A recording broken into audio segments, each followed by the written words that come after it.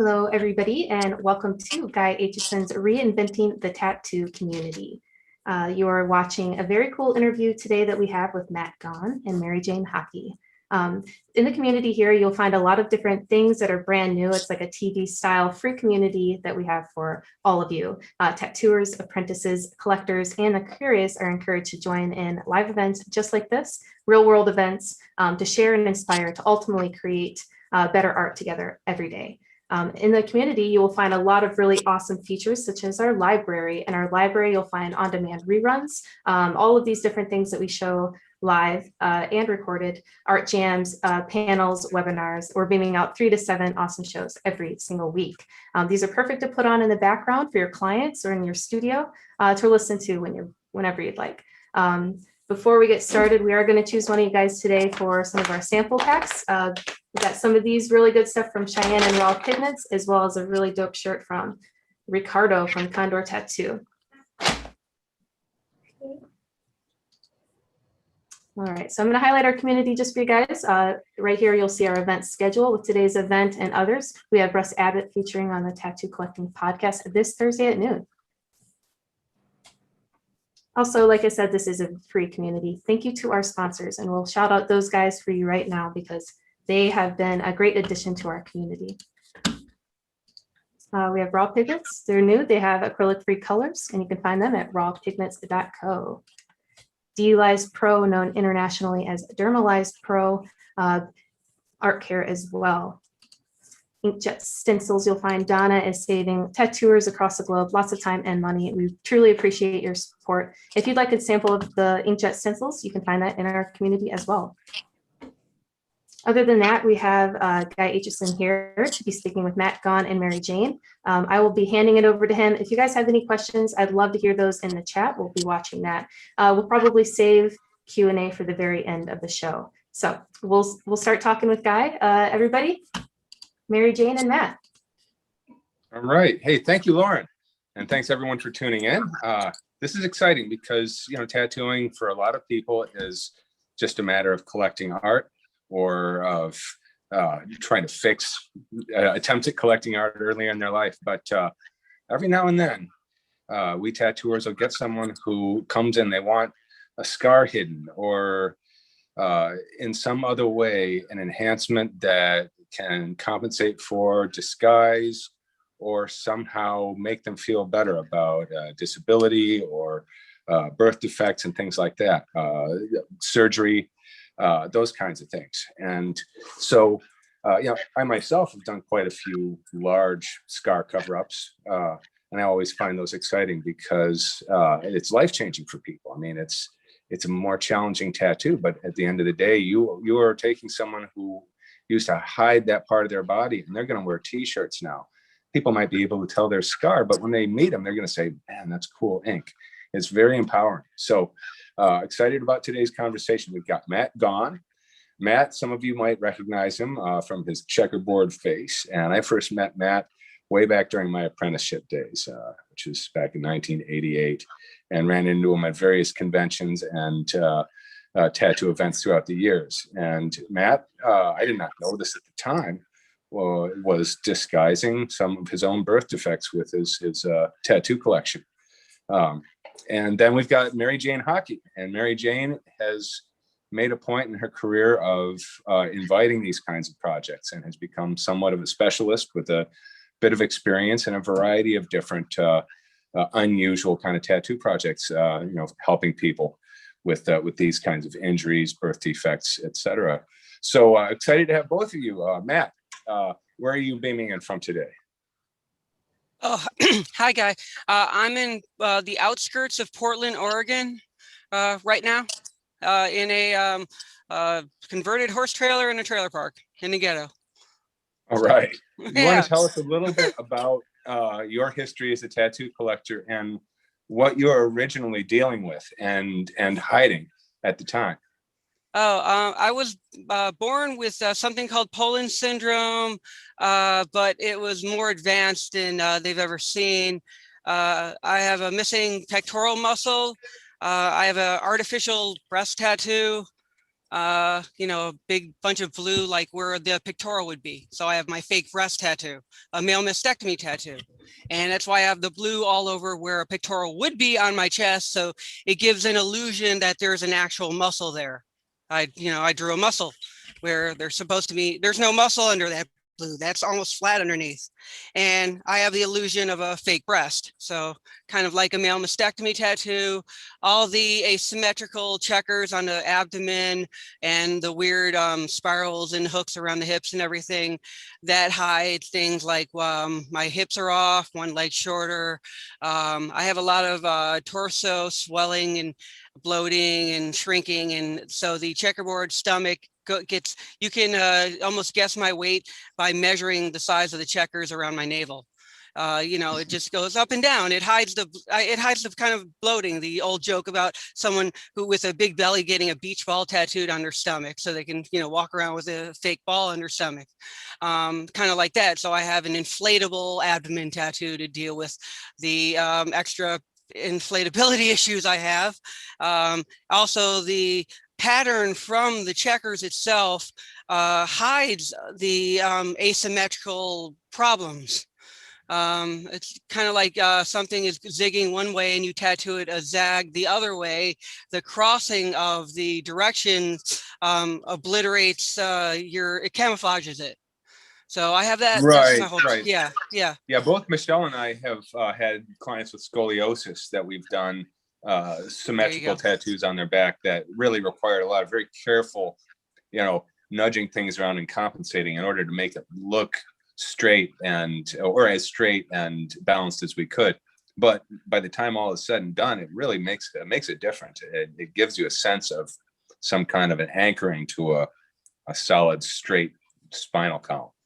I would say that we're in that space trying to make checkerboards on something that's not tubular and, trying to make them all look the same over a nose, chin, eyes. That was a challenge. Yeah. Yes. Fun, but it was absolutely. And hi, Mary Jane. We haven't fully introduced you yet. Thanks for joining us. Where are you beaming in from today? I am down in downtown Portland. Matt and I both live in the same general area, and that's why I've been tattooing him. And studio. I've been in the same studio. It was my thesis studio for the Portland Art Museum. I did a thesis in tattooing in 1981. Wow. Stayed there ever since. Nice. How can people find you on Instagram? I don't have an Instagram account. Okay. Good for you. I have 25,000 clients. I quit taking anybody new 2 years ago, but everybody has a granddaughter, a daughter. I'm plenty busy. And I work on other tattooers and all my friends, and I can be as busy as I want to be. But I'm going to be 70 this year, so I'm trying to, I'm trying to make myself slow down. It's yeah. So could you tell me a little bit about your relationship with this kind of tattooing that we're talking about, scar cover-ups and things like that? I came to it in an unusual way. I was in art school, and my humanities instructor said, go into an area of town that you've never been in and walk in a door you would normally not go in. It might be a hardware store. Pick up a hammer. That's art. Find the art in the hammer. So I went into what was Old Town Portland and walked into what I thought was a poster shop that had all kinds of posters, but in fact, that's Flash. I didn't know it at the time. And I walked into Bert Grimm's tattoo studio. He was 78 years old. And we just hit it off. And I started working for him. And the great blessing there is, Bert Grimm worked for a fellow named Sailor George. Sailor George worked on mustard gas victims in World War I, putting their faces back on, right? Mm. They lost their lips, they melted. Bert Grimm worked on the same types of problems through World War II and the Vietnam War. And at the time, there were only green, red, blue, and black. Those were the only colors you could mix, and you couldn't buy them. Yes. There were tattoo suppliers. We just bought them from everybody. I have to interrupt, and I made a little bit of a mistake, and I do apologize. I made a back end mistake, so we have to start over. I've got Gabe calling me right now. We have to just backtrack a little bit. I'm going to end the stream live and restart it. Okay. Sorry, guys. We'll do it even better the second time. Absolutely. Okay. All right, Gabe, I've got you on. We're going to go right back into that Yeah. end of this type of tattooing and, being a personality at events and that kind of thing. I just thought we would just get this conversation going, mostly from a point of view of all I have is questions, right? I don't know much else besides that. I've tattooed a fair number of people with intensive burns, but beyond that, maybe I should send pictures of those. Tried to skin tone them? What's that? You ever tried to skin tone them, or have you always just put tattoos over them? These were people that were so heavily textured that there would have been no point in doing that. There was no pretending that they weren't burned. So it was a matter of reclaiming the burn scars and making them into art so that they felt empowered to show their arms or legs.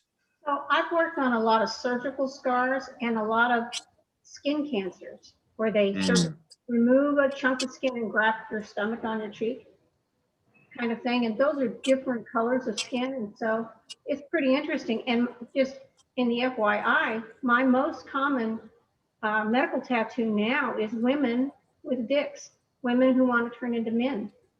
Well, This isn't going out live, but they put little implants in their labia to make them testicles. They still have their clits. All right, everybody, and we are good to go. okay. We're going to start with your intro, Lauren? What was that? Are we going to start with your intro? We're doing that? Yep, and I do have to do my introduction one more time, so I apologize for that. So, All right. Well, we are good to go. Don't worry about it. okay.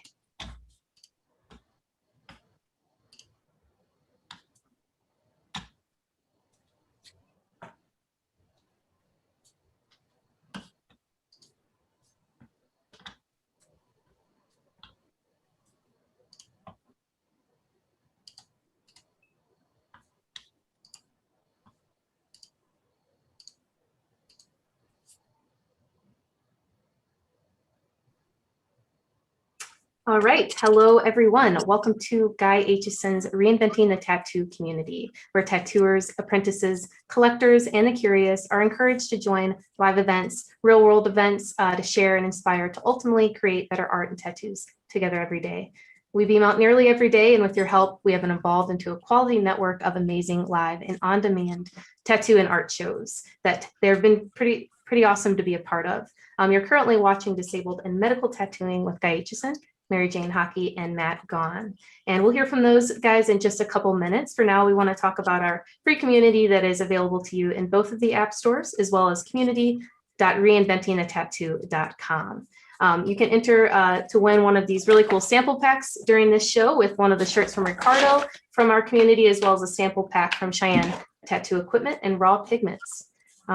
If you're interested in checking out our stuff here, we've got our free community at community.reinventingthetattoo.com with all of our events. Our on-demand reruns can be found within our library. Tons of tattoo and art rabbit holes. We also want to shout out one of our featured members this week, Bruno Salvatierra. On July 13th, he will be having one of his art jams, and we love hearing from him. He's got a lot of great work that you can check out right in his profile as well.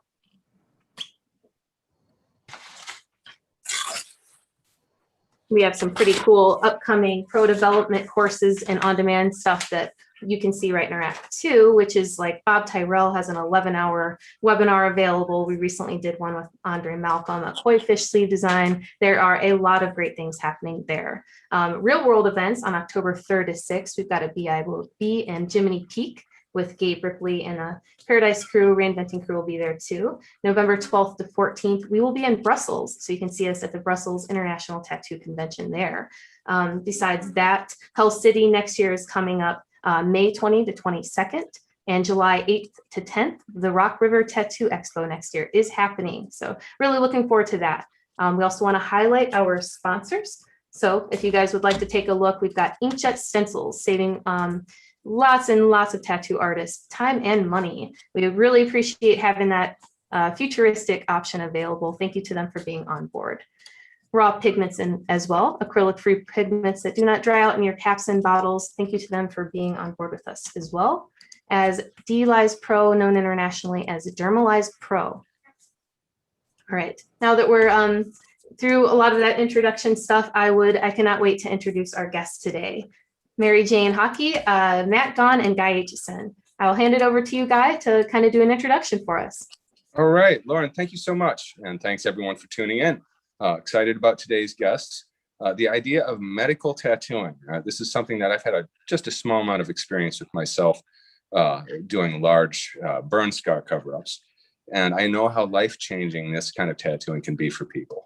People who are formerly unwilling to leave the house without covering up are willing to show off their arms. And even if the scars still look like scars, they've been reclaimed. They've been made into something that they feel proud of. And when people see it, they'll say, nice ink, instead of ew, right? It's a big difference. Anyway, today with us, we've got Mr. Matt Gahn, who I first met way back in my apprenticeship days, over 30 years ago. And I remember him from magazine articles. He was getting tattooed by Roy Boy. And I had no idea that he was getting tattoos to hide birth defects. This is not something that was obvious because the tattooing was being done in a way that was clever and successfully hid that. We also have with us Mary Jane Haake, who is in the Portland area and has been doing specializing in and inviting this kind of tattooing for much of her career. And so we've got two different perspectives on the idea of both giving and receiving this kind of tattooing. It's beyond just collecting art. This is a sort of therapy that there's really no other analog for it. It's the only kind of approach to rectifying certain problems. If you've got a gigantic burn scar, what else can you do with it, right? So Matt, let's start with you. Why don't you tell us a little bit about how you first encountered tattooing and decided that this was a way of dealing with your unique set of problems? Hi, guys. It's nice to see you again after all these years.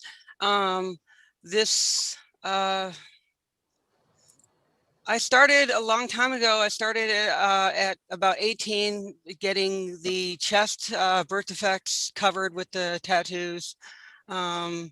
It's been developing over a long period of time with the process, but the checker spiral hides my pneumatic abdominal intestinal birth defects, the circular or screw-like nature of the patterns on my body that go different directions, hide the left major pectoral.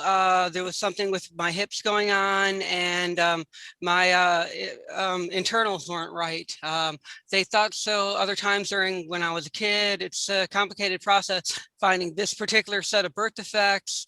They're still discovering them. Right now I have 13 known rare birth defects going on. I've had 3 surgeries in the last 4 months, actually. Mary Jane's picked me up for all of them. The tattoos hide missing body parts. I have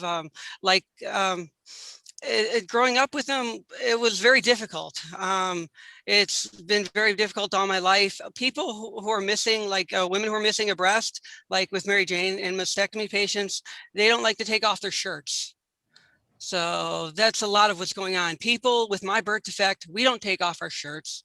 We don't show our birth defects that are all over the missing chest, the rib cage problems, because I have a deformed rib cage on one side. So, and then of course, people are always upset over their midsections. Nobody's ever happy with their stomach.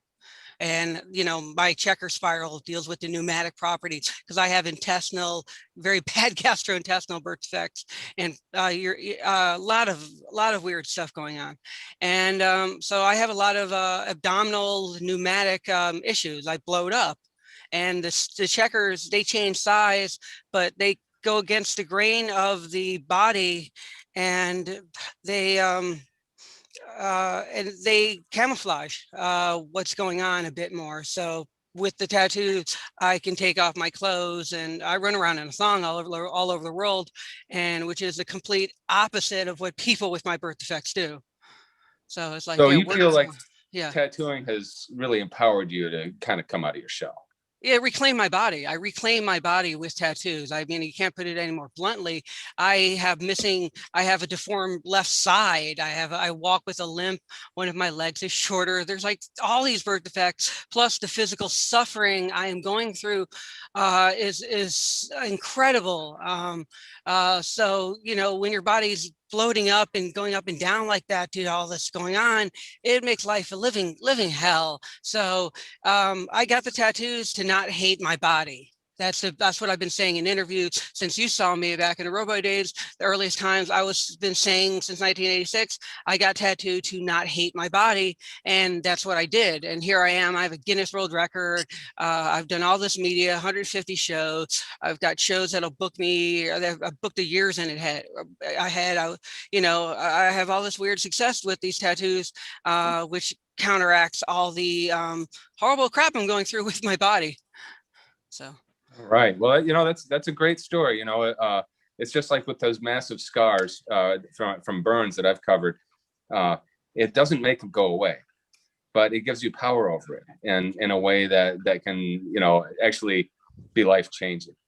So, Mary Jane, hi. Thanks for joining us today. Be here. And you're in the Portland area. How long have you been tattooing, and when did you first come across the idea of medical or therapeutic tattooing that you're kind of specializing in now? I've been tattooing since 1978. I was in art school at the time, and I got a homework assignment to go into an area of town I'd never been and walk in a store I'd never been and find the art in it. And it happened to be Old Town, Portland. And I walked into Bert Grimm's tattoo studio, of all places. He was 78 years old at the time. At that time, we only had green, red, blue, and black. Those were the only colors. And while we were in there, a woman came in. Her name was B.J. Seymour. She's now passed on, but she was the very first breast reconstruction at a teaching hospital in Portland for breast cancer. They didn't rebuild her breasts. They basically just cut them off, but she wanted nipples. And that was a problem, because how do you make a nipple color out of those 5 colors? And we were just buying them from pigment companies. It's not like they were tattoo suppliers back then. And Bert Grimm said, wait just a minute. And he went in his back room and he came out with a book. And it was a book from Sailor George, his teacher.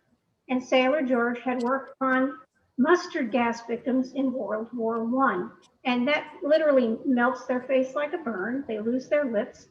And he figured out how to make flesh tones.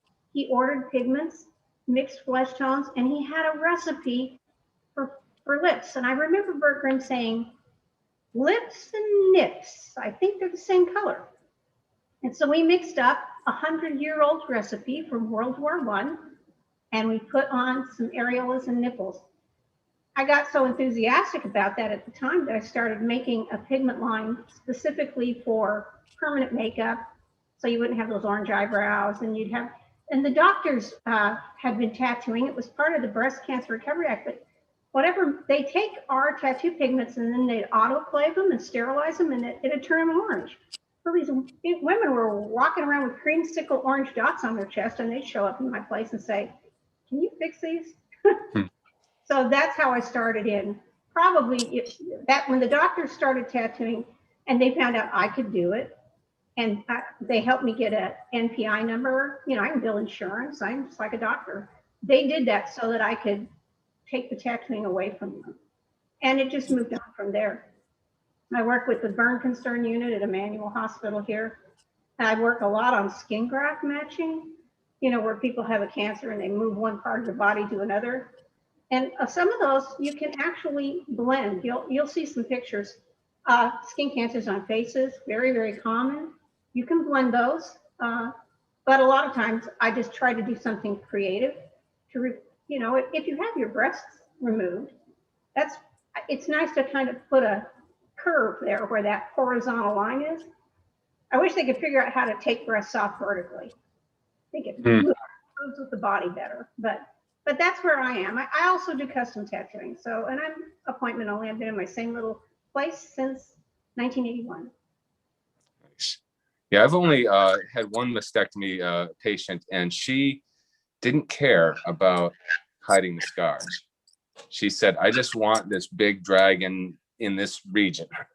And again, it's about taking power back from, that feeling of powerlessness and loss. So have you had experience with the heavy kind of burns, or is this mostly just skin graft matching? No, I've worked with heavy burns too. And a lot of times, the most that you can do for those, I spend a lot of time just running 14 flat shaders through the skin, sterile saline, so that the skin can re-heal and re-epithelialize. And if you do that, it might take a year, but you'll get their skin into a position where there's a dermis you can implant ink into. The big problem with scars and burns is when you tattoo it, the ink heals all the way under that whole event. It has to pass through it. And so you've got to do what you can to lessen that. So, and the doctors much prefer. The connection failed. The connection failed. I am going to have to go help my daughter with her Zoom class, which is in the middle of melting down. I'm so sorry. I should be back in 5 minutes. Can you guys keep this conversation going? Sure. I think that'll be perfectly fine. Awesome. Thank you. So at any rate, when I went to work for Bert Grimm, I was sitting in there, and he was very excited that I was there because women never got tattooed. And then when I started working there, all of the lesbians in town started coming in because they thought I was a lesbian. And so he had it doubled his business. And he liked that a lot. Bert was just a great guy. And he learned to do medical tattooing. He was working for the Wild West show, Buffalo Bill Cody's Wild West show at the turn. He was born in 1900. And I ran into a fellow there that was tattooing. Remember, all of this stuff was passed down. Some of the first flesh tones he made were from clay dirt. Clay dirt. Yeah, can you imagine? And then powdered white paint. And he mixed those together. So when we were trying to figure out how to make any kind of a color, I mean, it was just a science class. But it was something that nobody was doing, and there were some recipes, and the doctors were very, very enthusiastic because they would do all 12 operations and get the form and shape. They could even replicate the three-dimensional areola and nipple, but there was no color. And the women hated that. You know, they actually sold little nipples you could put over them. They made them. But when they found out that I could do that for them using lips, I remember the first woman that ever came into Bert's studio. I think I said her name was BJ Seymour. And she had just a scar straight across her chest. She was flat. She didn't care about breasts, but she wanted to have areolas and nipples. And I didn't know how to do it with these colors, but he had the recipe book from Sailor George, and we fixed her up. And I just saw her. She was 80 years old 2 years ago. She came back in to show them to me. It was really fun. And that's how I started. Somebody walked in the door. But I also, I learned a lot from Bert Grimm about how to treat people and how to be with people. I remember very clearly, he could carry on a conversation with anyone. And he was in Skid Row. And one night, a man in a three-piece suit walked in the door, and he was looking for change for the parking meter out front. And before he said, "Oh, I know why you're here. You're here to see Bert Grimm. I'm the most famous tattooer in the world." And he started showing him pictures of Bonnie and Clyde, who he'd tattooed, and Al Capone, and all the people from the early St. Louis gangster days. And this guy was pretty fascinated. And 2 hours later, he walked out with kind of a dazed look in his face and a big eagle on his arm. This is a guy who would have never considered a tattoo in the world.